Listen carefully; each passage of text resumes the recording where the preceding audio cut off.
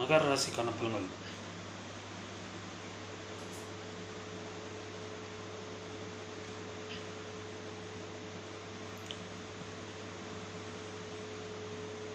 ராசியதிபதி சனி 2ஆம் இடத்தில் இருக்கிறார்.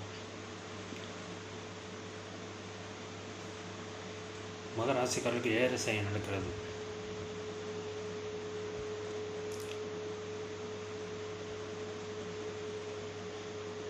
நிறைய மகர ராசிக்காரர்கள் சொந்தமாக தொழில் செய்கிறாங்க.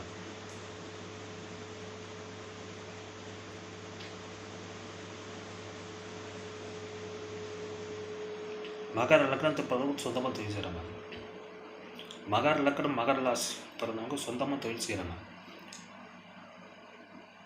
இப்போ ஜோதிடர்கிட்டே போகாமல் அவங்களா சொந்தமாக தொழில் ஆரம்பிச்சிடுறாங்க.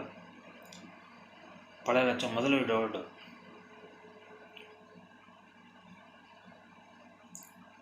ஏன்னா காலபுருஷனுக்கு 10ஆம் இடம் மகரம் தொழில் ஸ்தானம். அதனால் தொழில் செய்கிற ஆர்வம் இயற்கையாகவே மகர ராசிக்காரர்களுக்கு அதிகமாகவே இருக்கும். நம்ம சொந்தமாக தொழில் செய்யலாம், அது மூலம் சம்பாதிக்கலாம் அப்படிங்கிற எண்ணம் மகர ராசிக்காரர்களுக்கு அதிகமாக இருக்கிறது. நான் உங்கள் ஜாதகத்தில் இந்த கொடுப்பினை இருக்கான்னு செக் பண்ணி பார்த்துக்கணும். ஒரு நல்ல அஸ்ட்ராலஜர்கிட்ட கொண்டு போய் காட்டணும். இது பல பேர் செய்கிறதே இல்லை.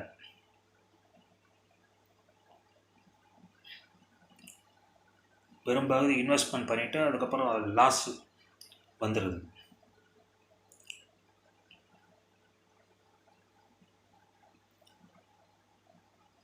ஒரு ஜாதி மகராசிலே சனி இருந்தாலும் சொந்தமாக தொழில் செய்யணுங்கிற ஆர்வம் அதிகமாக இருக்கும். உங்கள் ஜாதகத்தில் 10ஆம் அதிபதி எப்படி இருக்காருன்னு செக் பண்ணி பார்க்கணும். சொந்த தொழில் செய்கிற கொடுப்பினை உங்களுக்கு இருக்கான்னு பார்க்கணும். ஆனால் பல பேர் பார்க்குறதே கிடையாது. ஜோதிகிட்ட கன்சல்ட் பண்ணாமல் அவங்களா வந்து சொந்தமாக தொழில் பண்ணுவாங்க. அப்புறம் லாஸ் வந்துடும். சனியும் சந்திரன் இணைவு பெற்றவர்கள் சொந்தமாக தொழில் செய்கிறாங்க.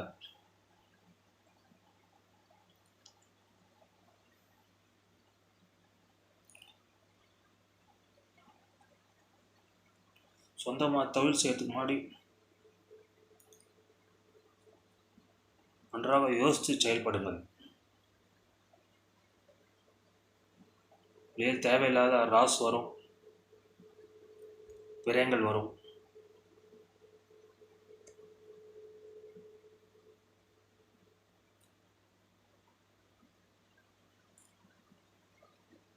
ப்ராப்பர் அஸ்ட்ராலஜர்கிட்ட காட்டினா பல லட்சம் லாஸை தவிர்க்கலாம்.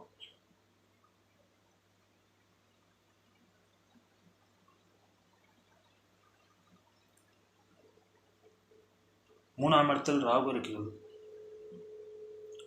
உங்களுக்கு துணிச்சல் அதிகமாகவே இருக்கும்.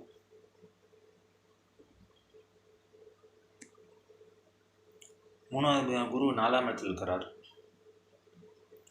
அவர் உங்கள் விரயஸ்தானத்தை 12ஆம் இடத்தை பார்க்கிறார். உங்களுக்கு விரயங்கள்லாம் அதிகமாக இருக்கும். உங்கள் வீட்டிலே தேவையில்லாத ரிப்பேர்னு வரும்.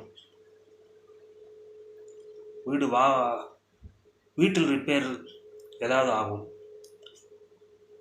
வாஷிங் மிஷின் ரிப்பேர் ஆகலாம், அதன் மூலம் செலவு வரலாம்.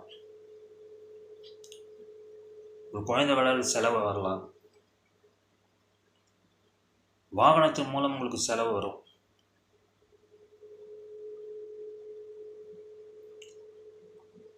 தேவையற்ற செலவெல்லாம் வரும் உங்களுக்கு. ஏன்னா குரு உங்கள் ராசிக்கு 12ஆம் இடத்தை பார்க்குறாரு. அதனால் தேவையற்ற விரயங்கள் நடக்கும். 4வது செவ்வாய் 11ஆம் இடம் பாதக ஸ்தானத்தில் இருக்கிறார். 4வது செவ்வாய் சனியை பார்க்கிறார். மகராசிக்காரர் வாகனத்தை செல்லும்போது எச்சரிக்கையாக இருக்க வேண்டும். இல்லையா வாகனத்துக்கு விபத்து வரத்துக்கு வாய்ப்பு இருக்கிறது.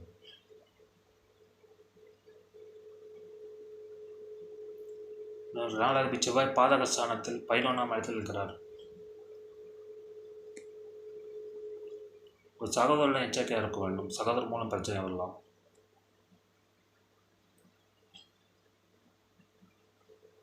அஞ்சாவது சுக்கிரன் ஆட்சியாக இருக்கிறார்.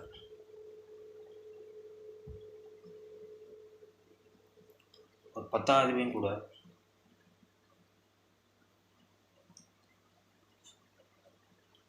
ஒன்பதாம் இடத்தில் கேது இருக்கிறார். ஆன்மீக யாத்திரை செல்வீர்கள். உங்கள் தந்தை ஆன்மீக யாத்திரை செல்வார். 10ஆம் இடத்தில் சுக்கிரன் ஆட்சி பெற்றிருக்கிறது சிறப்பு. இது ஒரு ப்ளஸ் பாயிண்ட் மகர ராசிக்காரன். தொழில் செய்கிற மகர ராசிக்காரர்களுக்கு கணிதமும் ஓரளவுக்கு லாபம் வரும். 10ஆம் தேதி சுக்கிரன் குருவின் பார்வை இருக்கிறார். அது லாபம்னா வரும்.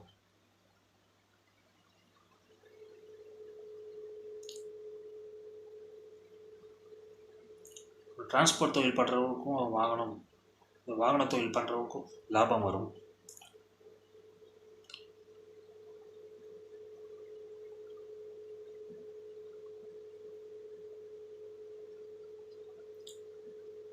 ஹோட்டல் இண்டஸ்ட்ரியை நடத்துகிறவங்களுக்கு நல்ல லாபம் வரும்.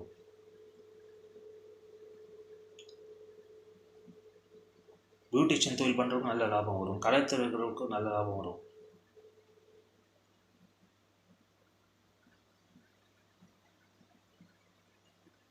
இன்டீரியர் டெக்கரேஷன் பண்ணுறவங்க நல்ல லாபம் வரும். கன்ஸ்ட்ரக்ஷன் தொழில்களுக்கு நல்ல லாபம் வரும்.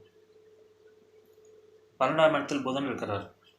புதன் 6ஆம் இடத்தை பார்க்கிறார். வேலை இல்லாத மகராசிகளுக்கு ஒரு நல்ல வேலை கிடைக்கும்.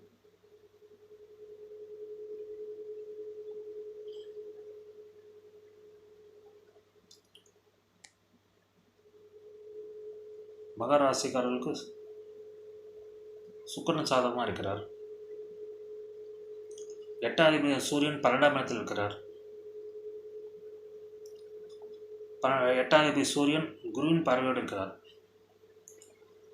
12ஆம் இடத்தில் இருக்கிற சூரியன் குருவின் பார்வை இருக்கிறனால் வெளிநாட்டுக்கு செல்வங்க ஆசைப்படுறவங்களுக்கு வெளிநாட்டில் வாய்ப்பு கிடைக்கும்.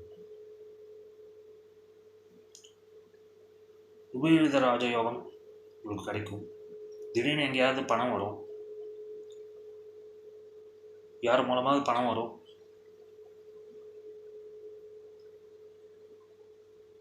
வசூல் ஆகாத இடத்துல இருந்துலாம் வசூல் வரும், பணம் வரும். கடன் திருப்பி கொடுக்க மாட்டேன்னு சொன்னவங்களாம் திருப்பி கொடுப்பாங்க.